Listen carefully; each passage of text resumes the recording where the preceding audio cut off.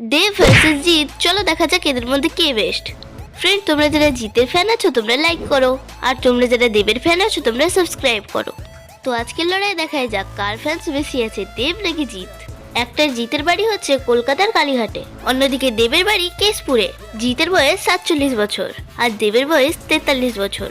তো জিৎ দা নিজের ক্যারিয়ারে মুভি করেছে 50টা, অপরদিকে দেব দা নিজের ক্যারিয়ারে মুভি করেছে 41টা। জিৎ দা একটি মুভি করার জন্য 1 কোটি টাকা চার্জ করে, অপরদিকে দেবদাও একটি মুভি করার জন্য 1 কোটি টাকা চার্জ করে থাকেন। জিদ্দার কাছে রয়েছে ল্যান্ড রোভার যার দাম 1.5 কোটি টাকা, আর দেবদার কাছে রয়েছে BMW যার মূল্য 2 কোটি টাকা। স্কোর 2-2। জিদ্দার all time blockbuster movie Saathi, যেটি তখনকার সময় 10 কোটি টাকা আয় করে, আর দেবদার চাঁদের পাহাড় যেটা বক্স অফিসে 22 কোটি টাকা আয় করেছে। তাছাড়াও 2024-এ দেবদার কিশোরী মুভি 10 মিলিয়ন রেকর্ড ব্রেক করেছে। জিদ্দার নেটওয়ার্ক 13 মিলিয়ন আর দেবদার নেটওয়ার্ক 21 মিলিয়ন। জিদ্দা বিবাহিত, অন্যদিকে দেবদা অবিবাহিত। তিনি দেশের জন্য নিজেকে নিয়োজিত করেছেন।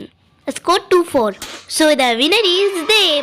তোর ফ্রেন্ড, তোমার পছন্দের অ্যাক্টর কে, সেটি কমেন্টে জানাও।